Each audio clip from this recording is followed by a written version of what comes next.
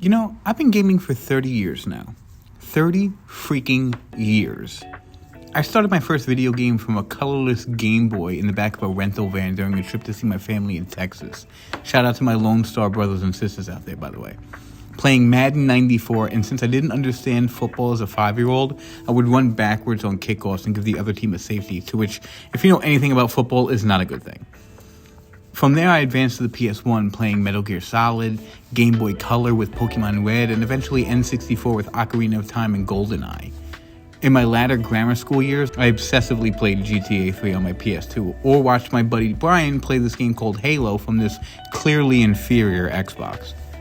When the PS4 came out, I deeply fell in love with my favorite game of all time, The Last of Us, to which impacted me like no other game has ever and will ever, in my opinion. Or I would just buy a gaming PC and mod Skyrim for hours until the game looked nothing like Skyrim. And now, 34 years into my life, I have 6 gaming consoles, about 20 favorite games, and stream on a nightly basis some of the most amazing games ever to be put to code. However, after playing The Last of Us Part 2, Ghost of Tsushima, and Red Dead Redemption 2, I kind of fell into a lull as I couldn't find that one game that would grab and pull me into the world like they used to. Sure, Dying Light was fun and Starfield was a game, but where were the places like Hyrule that I could spend countless hours in Lost on Death Mountain with dreams of beating Ganon's ass to a pulp to free my girl Zelda? Where the hell was Tamriel and the NPCs I would either do quests for or Fusodan to literal oblivion? I craved for the road trips across zombie-infected America with my rugged yet still slowly coming across to being a surrogate dad, Joel. And paintings I could wahoo into and find stars, which would somehow act as keys into other rooms with wahooable paintings until our inevitable battle with Bowser. I was experiencing game fatigue, and either something was going to come around and resurrect me from this lethargic gamer existence, or I may have to come to terms with the fact that I'm an adult now, and a dad, and maybe gaming is something I should leave for the younger generation. Yeah, fuck that. Thank God I bought this game called Elden Ring.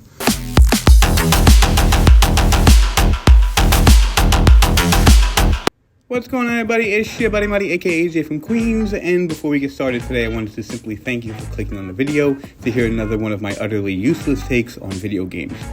At risk of sounding like a panhandler standing outside the 7 train begging for money, please, if you do enjoy the content, it would mean the world to me by simply clicking on that like button. I never asked for money for any of you, opened up a Patreon, or put my freaking Venmo handle on the screen like some kind of OF hooah whose father never truly loved her, okay? I do this for free because I enjoy it, and I enjoy communicating with you guys directly. I met some awesome people in my first year of YouTube content creation, and you know what? Here's a shout out to some of my favorite Muddy Gang members right here. I'll put a list of them on the screen. May your survival be long, and may your death be swift, guys. With that being said, on with the video. Okay, so, I suck at Souls games. Okay, about 3 years ago, I tried dabbling in Dark Souls and got so fucking frustrated, I launched my controller into literal orbit alongside the James Webb freaking telescope. Right after that, I dived into Bloodborne, which I really wanted to love, considering the premise and the atmosphere was second to none.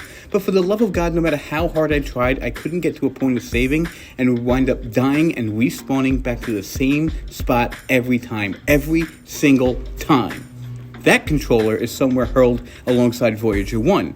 And a few months ago, before giving Elden Ring a shot, I tried Demon Souls, thinking, you know what, it's the first Souls game. You know, like, it can't be that hard, right? It can't be wrong, all right? Fucking wrong. I couldn't get past that goddamn tower giant, and I was ready to give up on the whole damn thing.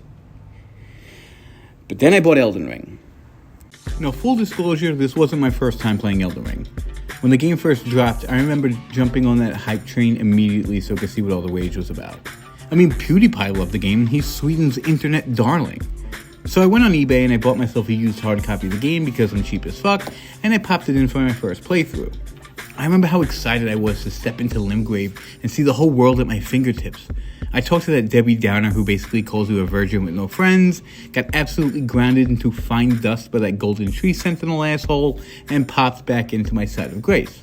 Oh, okay, so let's sneak by him this time and try to take on a boss.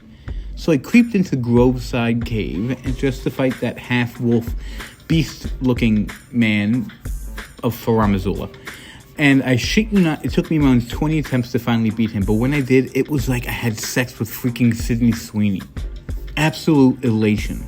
That feeling, however, it didn't last, as I would find myself dying way too much as I anticipated heading into Stormvale Castle, where I would just die continuously to the point where I broke my controller again.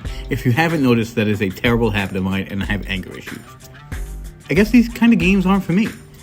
Now, I enjoy a nice, sensible open world game or a linear story game where most of the thinking is done for me, or the difficulty could be adjusted if I'm ever in a pickle.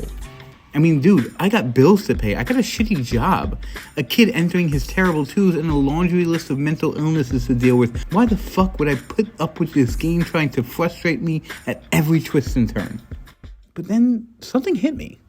I don't know if it was a sense of wanting to accomplish something, literal FOMO, and the desire to experience this game that looks so goddamn amazing on other channels' Let's Play videos, or the feeling of patience that washed over me like a blanket, telling me to take my time and give it another shot. And you know what? It was the best goddamn gaming decision I've made in a long, long time. So I started off doing a playthrough on my Xbox using the Samurai build, as most content creators would advise him as being the best melee character, considering you start off with the best and funniest sounding weapon in the game, the Uji Katana, which goes for more longer range and quicker speed attacks. He was also one of the faster builds regarding in better parrying and more hits on enemies.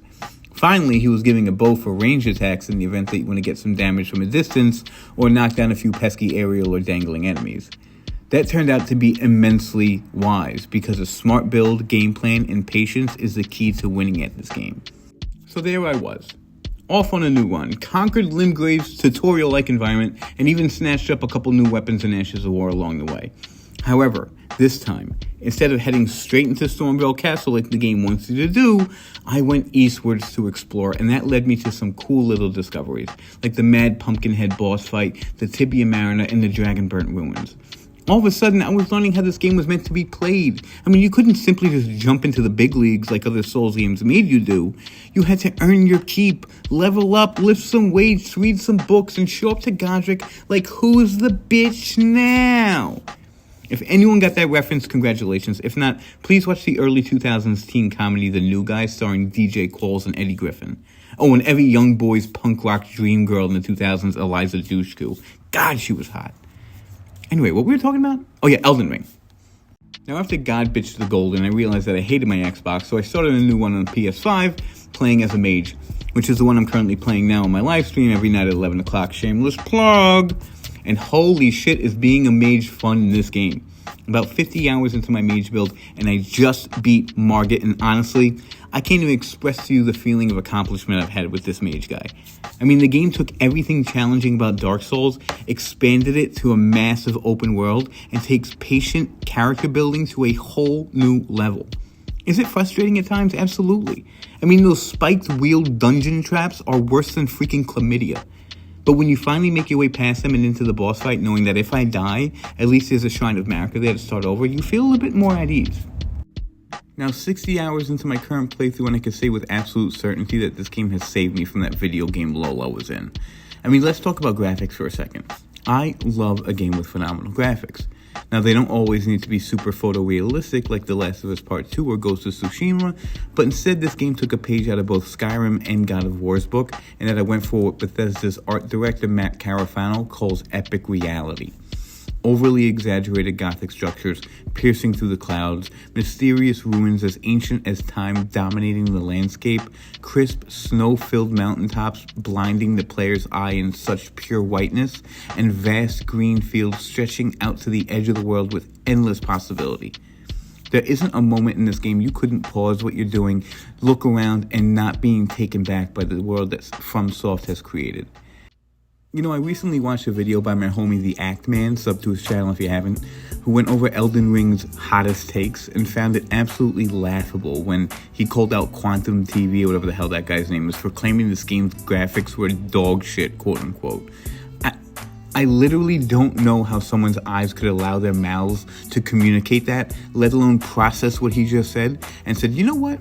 That is a true statement, and then post it online for the world to laugh at. Quantum, my friend, I know that you don't mean that, and that you were just saying it for shock value clicks, but at least next time critique something a little bit more believable, because, no, just Just no.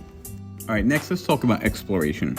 It's almost cliche at this point to say open worlds work best when the player goes off script and explores what the game has to offer, but quite frankly, it's cliche for a reason. It's overwhelmingly true in Elden Ring. Just as it was for Skyrim, Red Dead Redemption, Grand Theft Auto, Fallout, all these games have the same thing in common. The game is immensely more satisfying when the agency is placed on the player's shoulders to find hidden secrets scattered throughout the map. I can't tell you how many times I would simply ride around aimlessly just to find a cave through a tiny crevice at the bottom of a cliff, just to discover some of the game's most coolest items.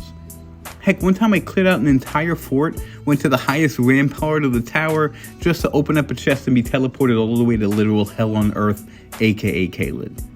Much like my favorite games of all time, the medium is at its best when the player is given agency to independently survey the map for new and exciting quests and rewards that would otherwise not be spoken about through linear gameplay. It's what made Skyrim so popular for 15 years and counting. Speaking of which, talk about setting the bar for Elder Scrolls 6, am I right? Who's excited for that? Last but not least, we have to talk about the fire giant in the room, the combat. As I stated before, I used to suck at Soul-style fighting games. The game puts as much importance on not getting hit as it does landing the necessary strikes to defeat your opponent. And because there's no difficulty bar allowing you to cheese up your tankiness, some people find it a bit too hard, and trust me, I understand. But without playing the get good cliche that haters can't stand, I will say that like most things in life, skill doesn't come with a handicap. One doesn't just step up to the plate and crush a 12-6 curveball over the right fielder's head. Or pick up a pen and draw the freaking Mona Lisa. Am I being dramatic? I mean, yeah. But trust me when I say the reward for getting your parry down, learning your boss's attack combos, and deciding a strategy to defeat your boss is the size of a medium-sized apartment building. It's unlike anything in gaming.